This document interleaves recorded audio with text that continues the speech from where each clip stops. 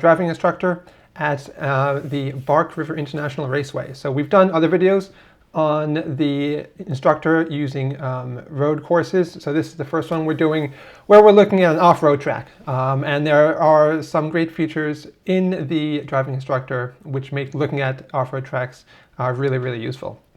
So as per usual, I've loaded a lap. This isn't actually a lap that I drove. I just randomly chose one from laps that other people have driven. And you see the track with the red line is your driving line. And then the circles here, this yellow one or the red one, are places where you can gain time, with the red ones being where you can gain the most time. So you can go directly to those by clicking on them, or you can play the lap back and it will stop at those when you get to them. So we are going to play the lap back because that shows where the car placement is and like the angle of the car, and that's really interesting on a track like this. So we're going to click the play button and we zoom in to the image of the car. And as you can see in this map, it shows you actually the angle of the car as you're driving. So you can see how you're rotating the car and things like that. And that was, a lot of rotation. And here we actually went off the track a little bit. That's fine. It happens sometimes. And then we get to the first part where it says there's advice for this turn. And so the lap stops here and we can look at what it is. On the left over here, we can gain 2.2 seconds. That's huge, and it's probably because we went off the track a bit earlier. So we will look at the improving your line is the main priority. So let's check out the line in this turn. We click the show line, and it comes out and shows us the driving line for this turn. The red line is what we did, and the blue line is the optimal line. So obviously here you can say, there was a slight mistake and we kind of went off the track a bit and then had to go really, really wide to recover. But next time we'll know, okay, let's try to stay closer to the inside here and follow this this blue line is what we really want to aim for. And you can look at more parts of the track in detail, the corner, the mid, and the exit.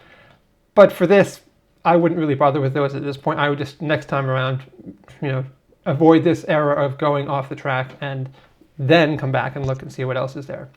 So we're going to continue on and see what else is on this track and see how we do. So click play again, and you're going to zoom in and get, this is where we were very, very wide.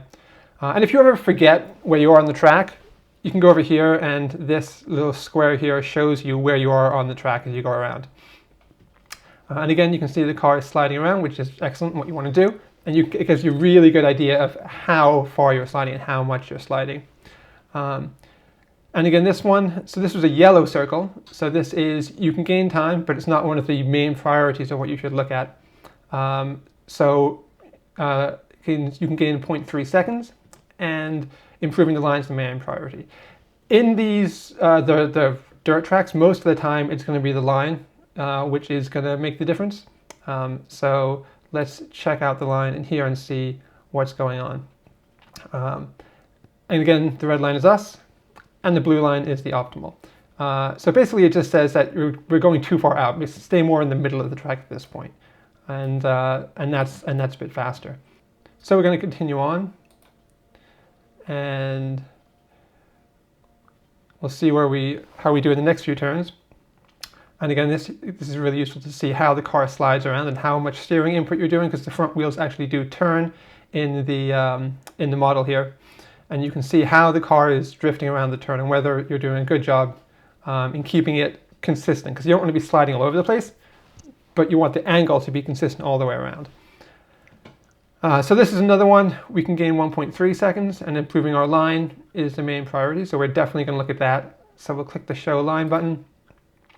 And it will zoom out and show us our line and what the optimal line is. Again, our line is the red and the optimal is the blue. So in this case, we just kind of went too far out on this lap. You want to keep it sort of more neat and tidy, bring it in around the middle here and staying in the center all the time. We went pretty far out here, and that's going to cost you distance because you have to drive farther. So because you have to do that, it's going to take you longer to do that. This turn is also a bit tighter, so you're going to have to slow down a bit. So having to slow down, having to drive a bit farther, all that adds up to being, in this case, 1.3 seconds slower in just this one turn. So the main takeaway is, keep it neat and tidy, keep it in near to the left as you start, and then just in the middle all the way around, and try not to go too far, especially over here.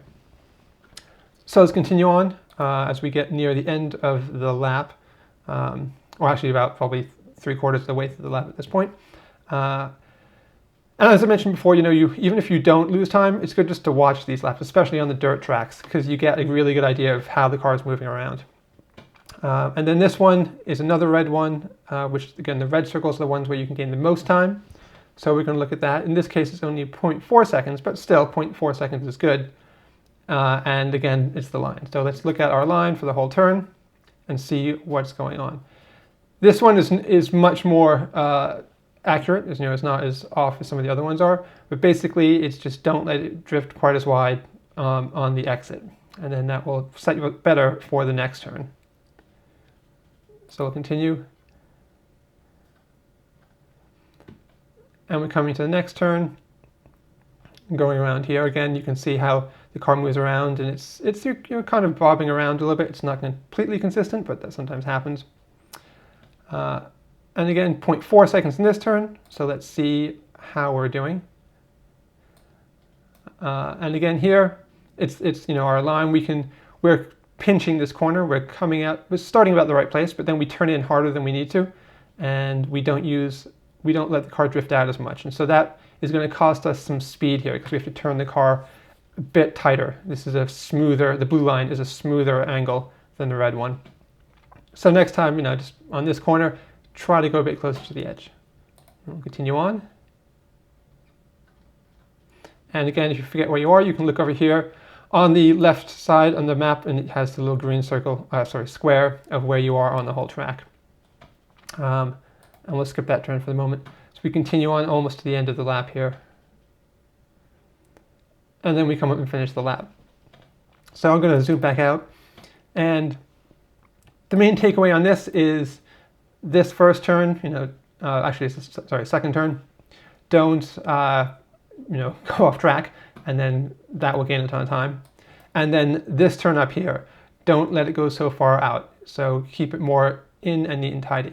I would go out and I would run this lap again, just concentrating on improving those 2 turns. Do say 3 or 4 laps, and then once you've done that, if you're able to consistently go here and here correctly, then what you do is you come back and you focus on some of these other turns, like where the gains are a bit smaller, this turn here or this turn. And then again, go out, do some laps, and come back and see where you are. So this was a quick overview of using the Driving Instructor in the Z1 Analyzer for a dirt track like the Bark River International. In this case, you can use it on any of the other tracks that are available. And currently, as of this video, iRacing and ACC are supported, although there are no dirt tracks in ACC. And remember, you do need to have a current license, so make sure you get a subscription if you purchase the license, or you'll have to purchase the update when the next version comes out. So please like the video and subscribe to the channel, and if you don't already have the analyzer, you can download it. Go to www.z1analyzer.com.